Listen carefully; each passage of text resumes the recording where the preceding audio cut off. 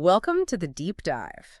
Today we're looking into something pretty fascinating, the world inside us, actually. The gastrointestinal microbiome. That's right. Specifically, its connection to gastric cancer treatment. It's surprisingly intricate. Yeah, we're going to explore how treatments like surgery, chemo, immunotherapy, how they affect these trillions of microbes living inside us. And more importantly, what that actually means for patients, for recovery, for maybe future health strategies. This is all based on a pretty thorough review of recent research. Yeah, and our mission really is to unpack how these treatments reshape those microbial communities. What do these shifts mean for recovery, for future therapies? We want to pull out the key insights, especially from the visual data, the figures in the research, give you a shortcut, sort of, to understanding this complex field. It's just wild when you think about the scale. I mean, the human gut, it's home to up to 10 to the 14 microorganisms. That's a 1 with 14 zeros. Incredible numbers. And they're not just sitting there, are they? They're crucial for our immune system, fighting off bad bugs, breaking down food, even detoxifying things. A whole microscopic city inside each of us. Exactly. And to really get the findings we'll discuss, there are two core ideas in microbiome research we should quickly touch on. First, alpha diversity. Alpha diversity, right. Think of it as variety within one sample. How many different types of bacteria are there? How evenly spread out are they? We use things like the CHA1 index for richness, just counting the types. Okay, just the number of species. Yeah. And then the Shannon index, which looks at both richness and evenness. So lots of different species and none totally dominating. That's high Shannon diversity. Got it. So alpha is within one sample. What about comparing samples, like between people or before and after treatment? That's beta diversity. That measures the differences between samples. How similar or dissimilar are the microbial communities in sample A versus sample B? Okay, so comparing different microbial cities, basically. Precisely. We use methods like Bray-Curtis dissimilarity or unifrac distances to quantify that. Understanding alpha and beta diversity within and between really helps make sense of the treatment impacts we're about to discuss. Okay, so let's dive into that. Gastric surgery, a major event. What happens to this internal landscape, this microbial city, after something like a gastrectomy? Well, it's a massive change physically. Removing part or all of the stomach for cancer treatment, it does more than just remove tissue. It changes the body's internal environment. How so? You lose that strong stomach acid barrier, so the pH levels change all the way down. Oxygen levels in the gut can change. Even the flow of bile acids gets altered. It's creating a completely new environment for the microbes. A whole new world for them. Pretty much. And predictably, the bacterial populations shift. We see more bacteria that you normally find just in the mouth. Really? From the mouth? Yeah. And more aerotolerant bacteria, ones that can handle oxygen, which fits with the changing oxygen levels, and also more bacteria that transform bile acids. It's like an ecosystem reset. That's quite a shift. The research we looked at had a really helpful visual for this, didn't it? Figure 1, it sort of maps out these changes after gastric cancer surgery. It does, yeah. It's a great summary. Let's walk through what that figure shows, starting with the stomach itself. Okay. Post-surgery, the figure clearly shows a drop in H. pylori. That's the one often linked to ulcers.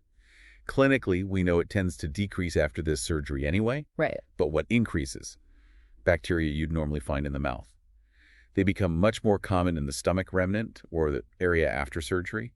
Basically, the acid barrier is gone or reduced, so they survive the journey down. So things that usually wouldn't make it past the stomach are now getting through. Exactly, and that leads straight to the gut changes shown in the figure. Similar pattern there. More oral bacteria showing up in the intestines, plus those oxygen-tolerant ones and the bile acid transformers we mentioned. And the figure suggests this isn't just temporary? No, that's the key. It suggests a direct flow from the mouth, through the altered stomach, and into the gut, becoming more established and sticking around long after the surgery. A long-term resettlement. Okay, this is where it got really surprising for me from figure 1. The mouse itself changes. Even the oral microbiome is affected. Yeah, it's quite striking. The figure shows post-surgery increases in things like lactobacillus in the mouth, while others like Fusobacterium and Beta revibrio decrease. Wow. And importantly, the figure highlights that these changes in the mouth mirror the changes seen lower down in the stomach and gut. So it's all connected. It really suggests broader effects. Yeah. Maybe increased reflux of stomach contents, or bile altering the mouth's environment, or even systemic things like weight loss, hormonal changes after surgery, impacting the oral microbes too. It's a whole body response. These visual patterns are backed up by specific studies too, right? Like the Aero-Regiontari study. Absolutely, that was a key one. They compared 50 gastrectomy patients to 56 controls. In fecal samples, they found significantly more aerobes bacteria that like oxygen, like Streptococcus and Enterococcus. Which makes sense if oxygen levels change. Exactly. And facultative anaerobes like Escherichia and Enterobacter. They also saw loads of common oral microbes, Streptococcus, Veillonella, Prevotella, again suggesting migration because the pH is higher and the stomach barrier is weaker. And they found something about bile acids, too. They did. Metabolome analysis showed more secondary bile acid, which encourages those bile acid transforming bacteria. Interestingly, overall gut diversity and richness were actually higher in the gastrectomy group in their study. Higher diversity, that seems counterintuitive after such a major disruption. It can be. Perhaps the new environment allows different niches to open up. Another study by Lin and colleagues looked at patients much longer term, like 8 years post-surgery. They also found higher diversity for lingering. CHEA1 and Shannon indices were up. And did they see similar bacteria increasing? Yes, very similar patterns. Jernera, like Oscillospira, Prevotella, Veillonella, many often found orally were more abundant. It really points to persistent long-term changes. Though not all studies found increased diversity, right? There was one, Horvath et al. Correct. That was a smaller study. They did find more oral bacteria, like Veillonella and Orobacterium, consistent with the others, but they reported lower Shannon diversity. They suggested it might be due to the small sample size. Okay. And another study by Liang suggested significant changes might not happen immediately, but develop over a longer period. So the overall picture is major shifts, generally towards more oral types and sometimes higher diversity, unfolding over time. What about the stomach itself? We talked about figure 1, but were there specific studies on just the gastric microbiome post-surgery? Yes. Chang and colleagues looked at stomach tissue samples before and about 2 years after surgery. They found diversity increased. Pre-surgery, Ralstonia and Helicobacter were common. Post-surgery, Streptococcus and Prevotella took over. Again, the oral bacteria moving in. Exactly, it fits the pattern. But then, another large study by Amai, looking at gastric fluid about 6 months post-op, found the opposite for diversity. Yeah, they observed decreased numbers of bacterial types and a lower Shannon index, reduced diversity in the stomach fluid.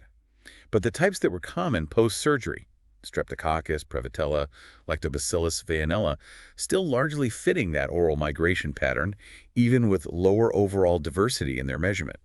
And H. pylori detection dropped significantly too. So the stomach environment definitely changes profoundly, even if the diversity measurement varies a bit depending on the study or maybe what they sampled, tissue versus fluid. Precisely. The key takeaway is the shift in types of bacteria seems consistent. And back to the mouth, that ripple effect. There was a specific study on that too, Komori et al. That's the one.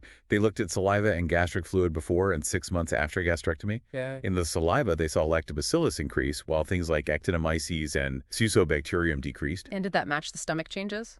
Intriguingly, yes.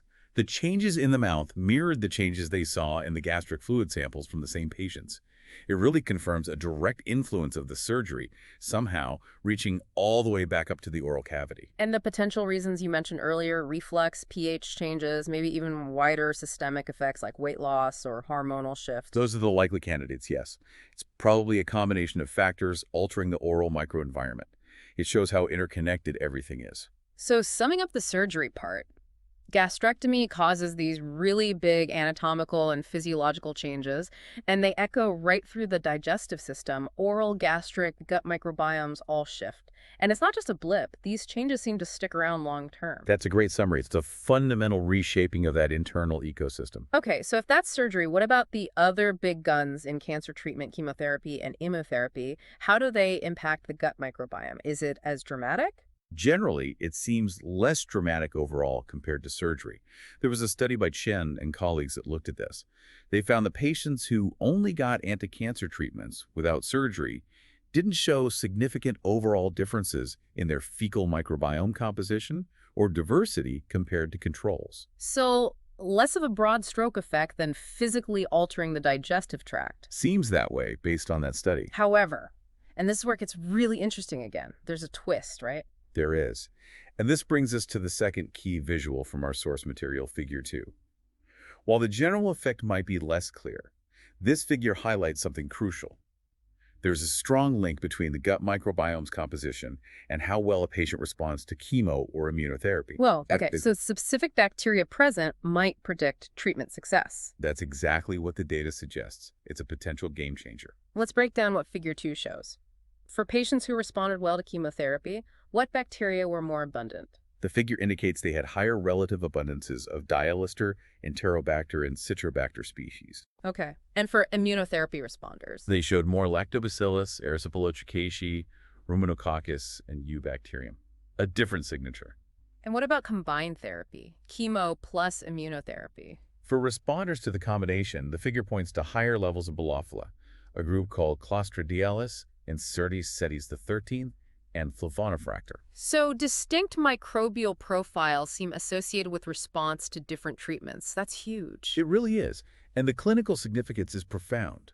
These aren't just correlations. The research suggests these bacteria can help predict prognosis. Well, for example, higher Citrobacter and Enterobacter levels were linked to longer progression-free survival for chemotherapy patients.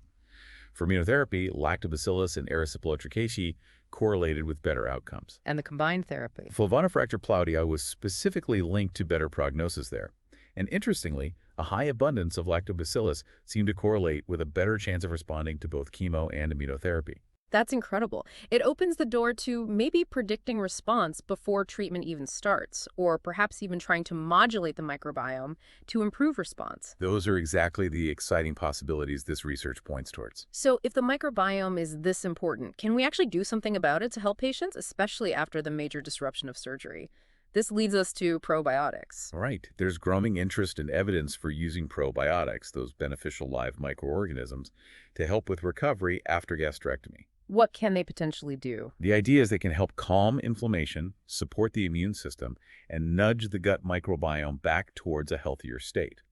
Specific strains like Bifidobacterium, Lactobacillus, and Clostridium butyricum have shown promise in studies. Let's look at the Zheng study mentioned in our material. What did they find? They randomized 100 partial gastrectomy patients to either a multi-strain probiotic mix, Bifidobacterium infantis, Lactobacillus acidophilus, etc., or a placebo. And the results? Pretty positive.